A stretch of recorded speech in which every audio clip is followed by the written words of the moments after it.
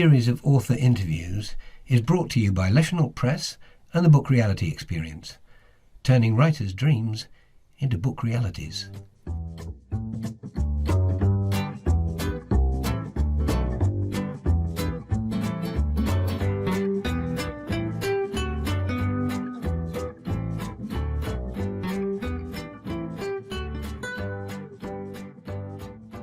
Hi everybody, I'm Alix Kwan and welcome to another Book Realities, our series of interviews with independent authors. And today we're joined by Filipa Bellette. Thanks for joining us, Philly. How are you? Good, thank you. Thanks so much for having me on your podcast. Very excited to have you. So Philly, tell us about yourself briefly. Who are you? Where are you from? Where do you call home? Where do you live now? And what careers have you pursued? Awesome. So who am I? I am a mum of two and a wife, and we are based in Tasmania. And my husband and I run a holistic health practice, Chris and Philly Functional Medicine, and we're best known for ending body burnout in busy people with energy, mood, and gut issues. I call Tassie home. I've lived in Brisbane and Sydney, but roots are definitely in Tassie, and we've ended back here. So I guess it called to me. Yeah, right. Tassie is beautiful. I'm in Brisbane, but I have been to Tassie, and tell you what, we were all ready to up and move until my big kids said they wouldn't come visit me. So Oh, nearly joined you there in Tassie. yeah. Cool. So Philly, how did you become a writer? Did you, as a child, did you want to be a writer when you grew up, or when did you first realize that you wanted to be a writer, or is being a writer secondary to being a holistic health professional? Great question, because actually it came first. So I remember in high school, I okay, here's the thing. My role model was my biggest sister, Carly. And she was an amazing writer and poet, and I always wanted to be like her. So in high school, I took similar subjects to her. She's 3 years older than me. Um, just because I wanted to be like her. But then I started writing and I'm like, this is amazing. Like, it was a beautiful creative outlet for myself. And apparently I was pretty good and I started getting good grades. So I'm like, oh, that's a whole nother story around seeking external validation from things that I was good at. Yeah. But it then led me to, so in Tasmania, we do high school, that's grade 7 to 10, and then college is 11 and 12. So I continued doing creative writing and English in college. And then I did a Bachelor of Arts. And so I majored in psychology and English literature and ended up doing a PhD in creative writing. Nice. And so how has that changed over time? So you've done your PhD and then I don't know what your timeline is, but if you, then had a family and started your business, how has that impacted your writing?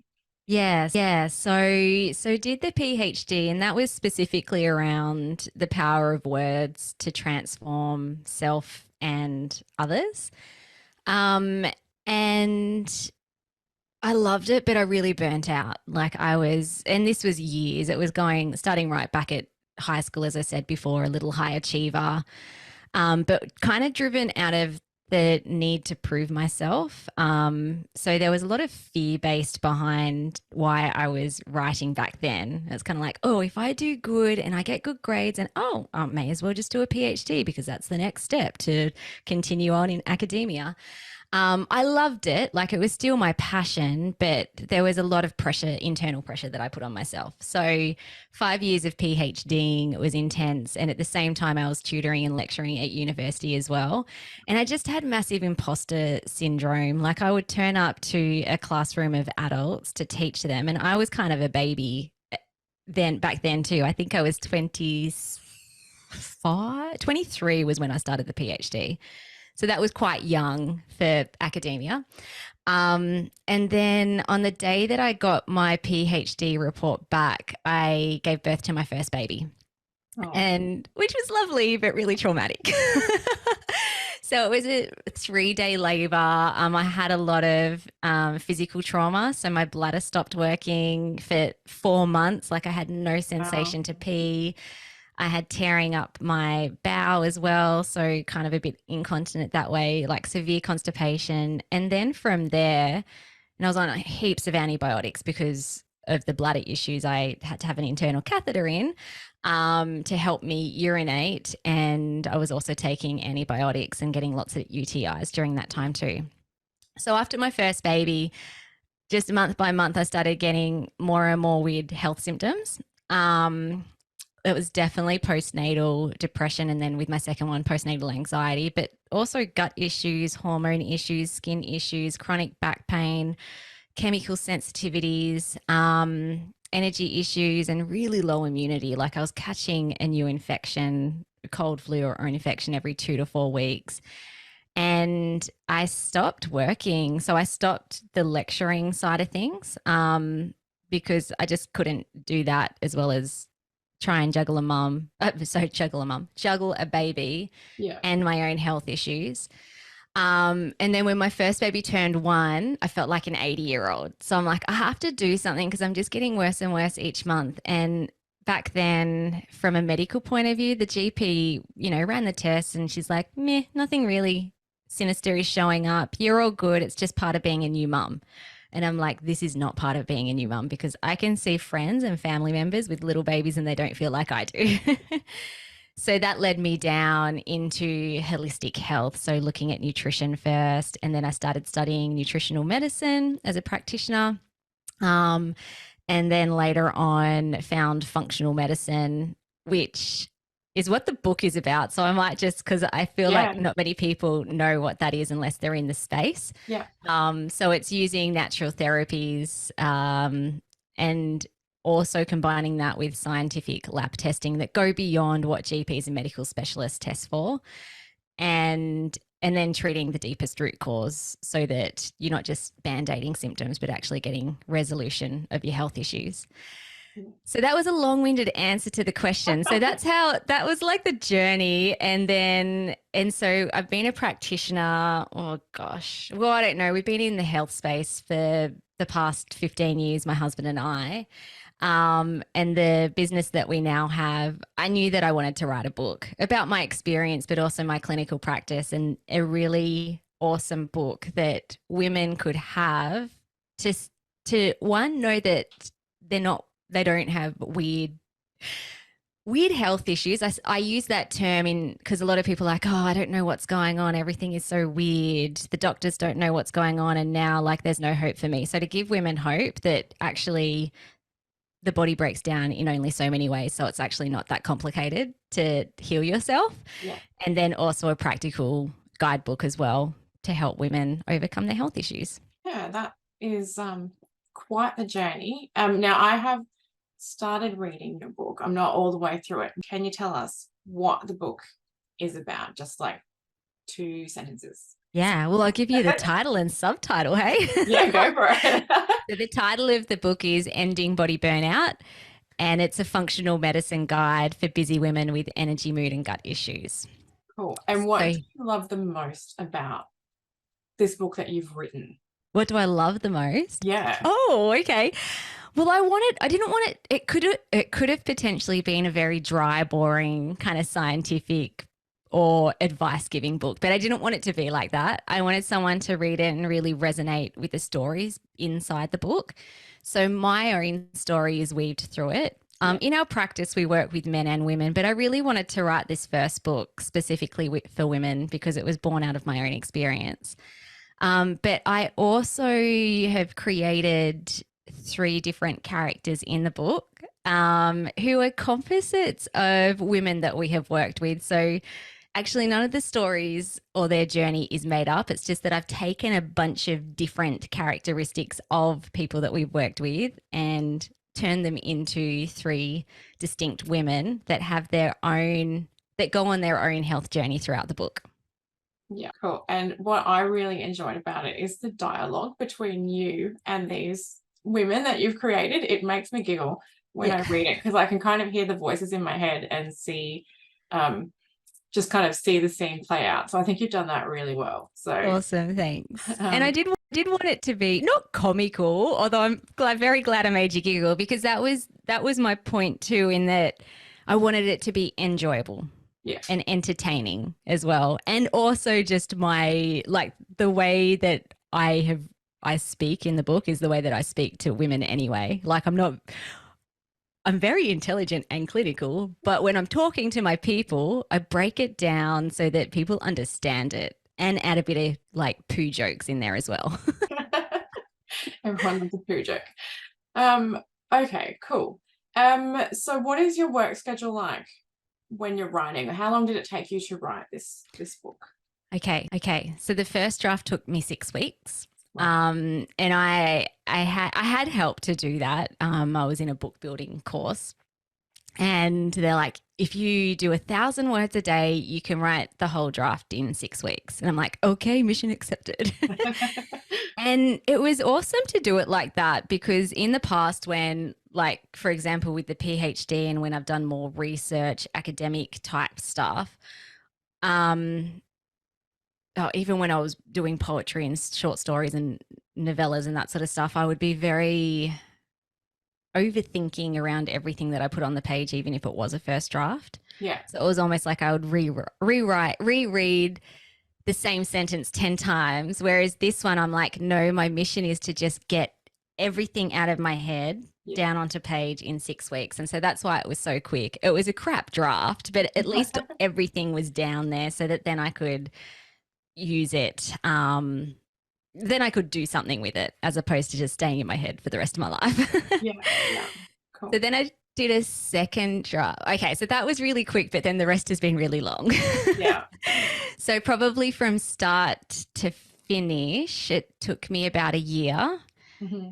Then I went back and I did the second draft, and then and then I sent the book out to 7 women to beta read my book. Yeah. I think that was the second or third draft. And that was awesome. I just put a post on social media on our business page, and I had like 50 people wanting to read the book, which was like, okay, cool. This will be wanted. Yeah. But I didn't want 50 feedback forms because that would have been really intense to then try and integrate all of that. So after I got that back, there's a section in the book called The Mind. So the book is in 4 parts: body systems, heal thy mind, heal thy body, and heal thy environment. And the heal thy mind section, I didn't feel like I personally was embodying it. So that's kind of like, that was my husband's space and expertise. Mm-hmm. And he definitely has helped write the book. So he's a contributing author. But I wanted to embody it at a deep level. And so anyway, I actually then went and worked with a transformational coach personally for myself so that I could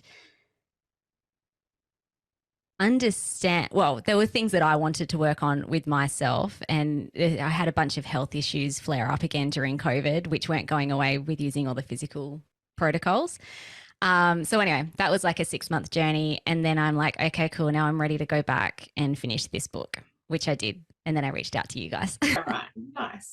And so you said your husband, Chris, is a contributor. What was it like working with him on writing a book? I would have actually liked more input. So he hasn't actually read the book. He's a contributing author because all the IP in the book are his and mine. Yeah. And so, look, we talked about it. I'm like, oh, initially it was just going to be my name on the book because I was the one that did the hard work, the sweat and grind of getting it all together. Yeah. But then later on, I'm like, no, I do want to acknowledge Chris, because if he wasn't part of our business or even my own health journey, I wouldn't be here where I am today. So that is why he's on the book, but he hasn't actually read it from word to word. He knows what's in there. Yeah. And so if you have another book on the way, say this one was for women, I don't know, you might be doing something for men or, more general, what would you do differently? I don't think I'd do anything differently. I actually felt like the process that I went through was great. I think I could do it faster now though. Okay. Maybe. So what would you say is your interesting writing quirk? So you said you wrote your first draft in 6 weeks, which is phenomenal.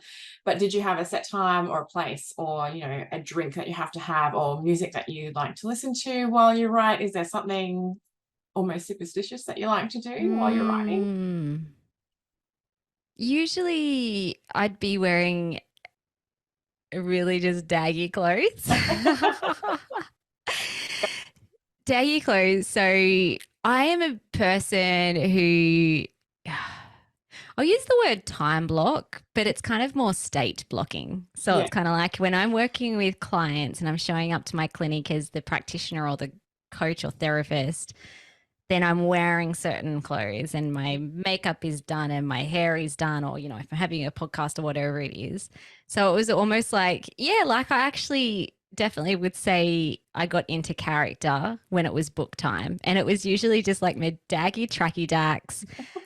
This is not very ergonomically friendly, but I found sitting in the sun outside, or if it was too cold, but I just love the sun, like sitting on the couch. I don't know, just something about that more relaxed nature felt better for me as opposed to sitting at a desk in an office. Yeah, right. And I feel like maybe that flowed through into your writing, because your writing is very relaxed and casual, not in a good way, not in a, you know, but it makes it easy to read and easy to relate to. So I think if that's what works for you, keep it up. That's quite good. Thanks. And what does your family do when you're writing? Do they know to sort of stay away, or are they allowed to come and bother you while you're writing? How does that dynamic work for you? I take a deep breath because I'm kind of thinking back. Well, this has been our life for ages. It's like since having a business as well. So it is very, and some days I work away from home and then other days I'm working at home. And I do like to get the bulk of what I need or want to get done while the kids are at school. Yeah. Because when the kids come home, we've got like, oh, she's not too young now. She's 8 years old, but she's still quite needy. Like she still needs her mom and she's not super independent yet. So I guess I just kind of worked around them more so in that, okay, great. They're gone from 9 to 2:30. I'm just going to do some solid writing with a few breaks. But, you know, I'd go pretty like very focused. Yeah. Then if they are at home, because I'm thinking about times when they did pop in, oh, look, they're kind of used to me doing my thing. Yeah. They respect that. But also I respect them as well. So if it's kind of like more like mummy time, but I'm writing at the same time, then I will close the laptop and I will, you know, attend to the child and cut her up an orange or whatever she needs. Yeah. I think actually that's probably something I would do differently. Your question around what would you do differently is I probably wouldn't put so much pressure on myself in terms of a timeline and a deadline, because it actually didn't really matter. Yeah. It really didn't matter when it came out. Yeah. And so if that pressure is not there, because I'm the type of person that will get something done anyway when I feel like it's important. But if I can take that internal pressure off, then yeah, like those interruptions, it wouldn't be a big thing. It'd just be like, oh, okay. Yeah. We've kind of talked about the genesis of the book being your own health journey and the women that you see through your clinic. But where else do you get ideas for your book? Was that primarily it, or was it something that you picked up along the way?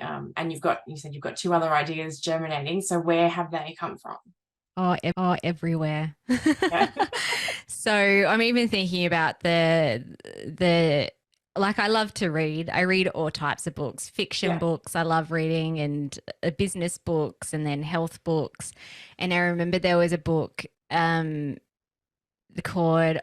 Come As You Are. It's actually written by a sex educator. There you go.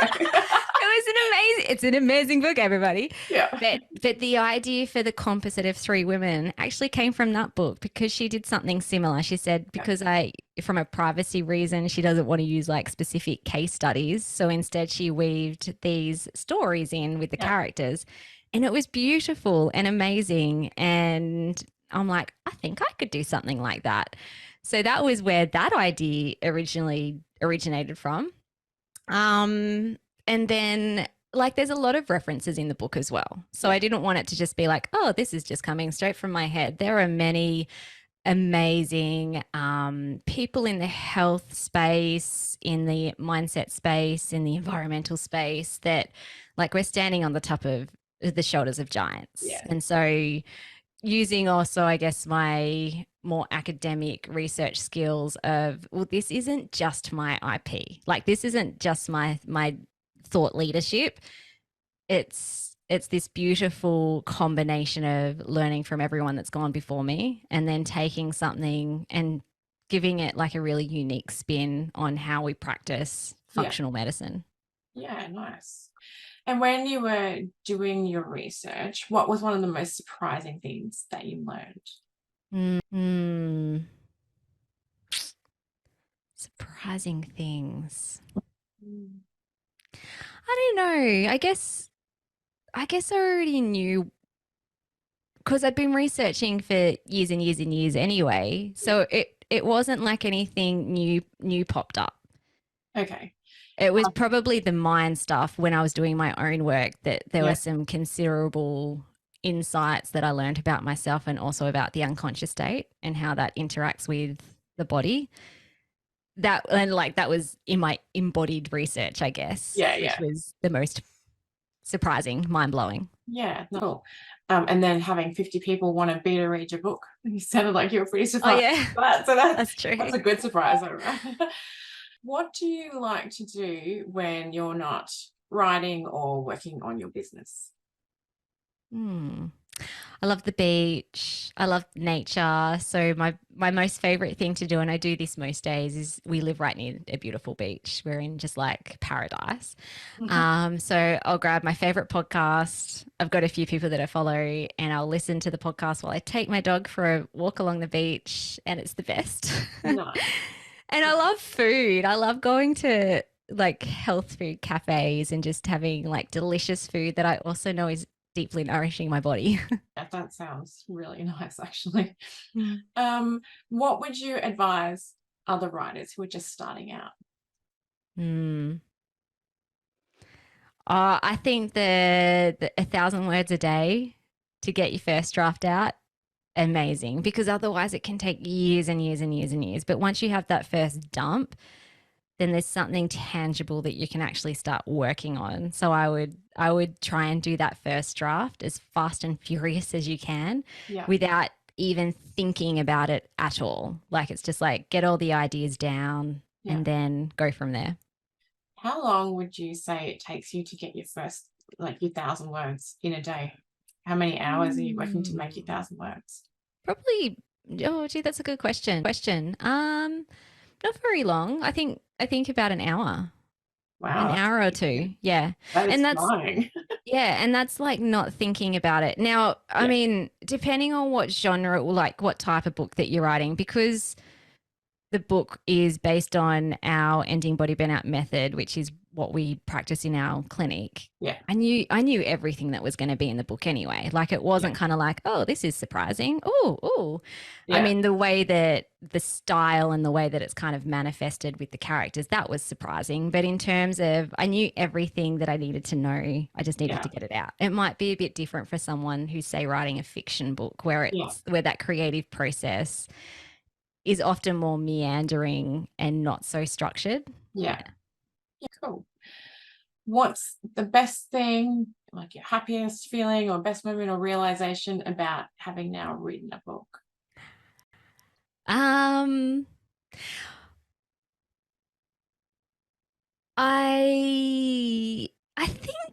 think the people who have banded with me to get this book out,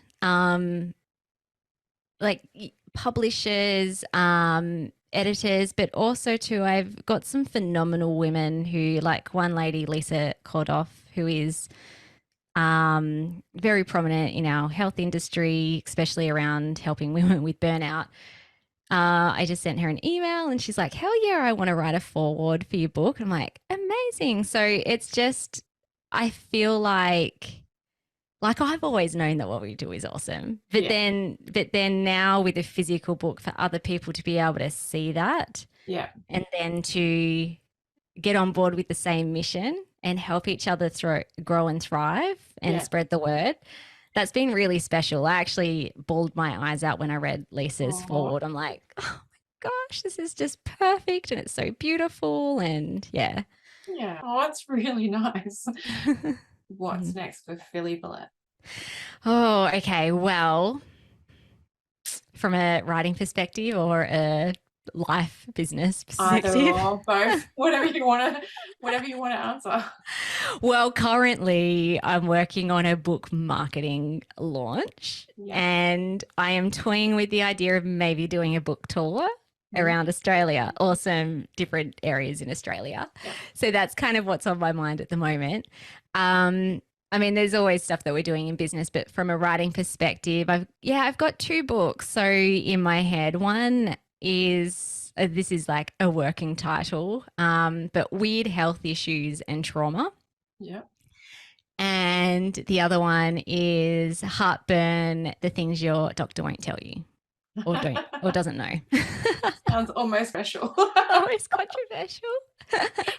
Oh, well, I am looking forward to seeing those come out when they're ready. You can see the wheels turning in your head actually now. We've been chatting for a while. Yes. Yeah, it's gonna be good. and I'm thinking like, oh, how creative ways of like doing this. Yeah, no, that sounds really awesome. All right, so now to finish off, we have some rapid fire questions. There's 15 of them.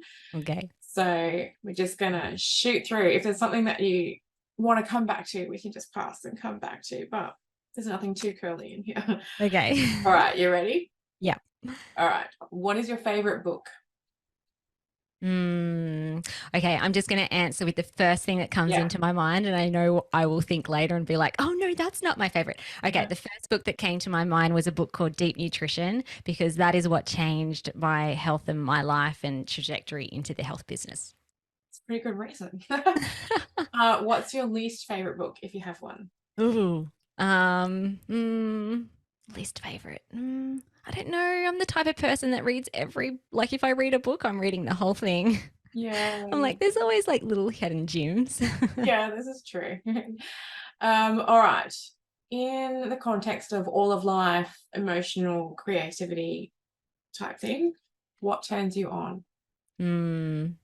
Okay. The first thing that popped into my mind, this is going to sound really weird, but poo. Because I love the microbiome and leaky gut and all the things that I talk about in the book. Poo. There you go. We will just still this one, freeze frame, and that's going to be your marketing campaign. Oh no. Oh, cool. All right. In the same context, what turns you off? Grumpiness. Grumpiness. There you go. Summer or winter? Summer. Summer. On a completely free day to do anything you want, who do you spend it with? Myself. That was my answer too. Does that make me a bad mummy? No, I think, and that was my answer too. At 5 kids, sometimes wow. you just need time to yourself, right? Yeah. So you are not alone. All right, mountains or oceans? Oceans. Oceans. And what's your favorite movie? Okay, the first thing that came to my mind also was The Greatest Showman. Oh yeah, nice. What is one song you would listen to for the rest of your life? The Greatest Showman, A Million Dreams. What makes you laugh the most? Poo. I feel like there's a theme here. What smell do you love? Not poo. What smell? Daffodils, because it means summer is coming. Oh, nice. And what smell do you hate? Oh, that smell when your clothes haven't dried properly on the washing machine. I pulled out some clothes today from the drawer and I'm just like, oh, they just need to get washed again and they haven't been worn yet. Yeah, that's not good. No. Other than being a writer and obviously your own business, what other profession would you like to attempt?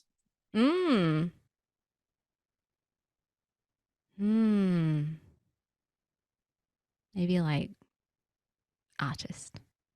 Oh, very nice. What profession would you not like to do? Counting.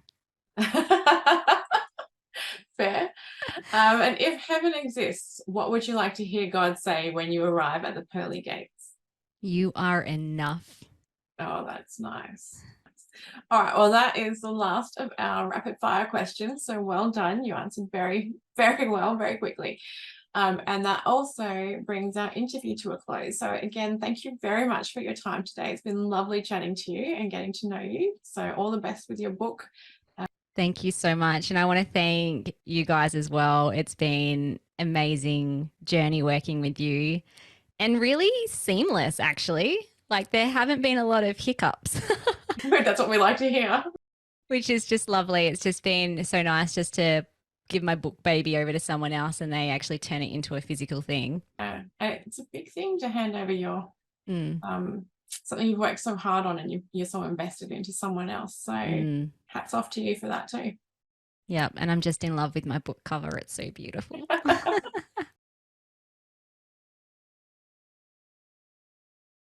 Hi, thanks for watching this video. If you enjoyed it, please give it a like and subscribe to our channel for more readings and author interviews. And don't forget to hit that button to be notified every time we post new content. If you're an independent author and you'd like to be a guest on our podcast and YouTube channels, simply email guest@bookreality.com or visit our website at bookreality.com and have a look at our podcast page.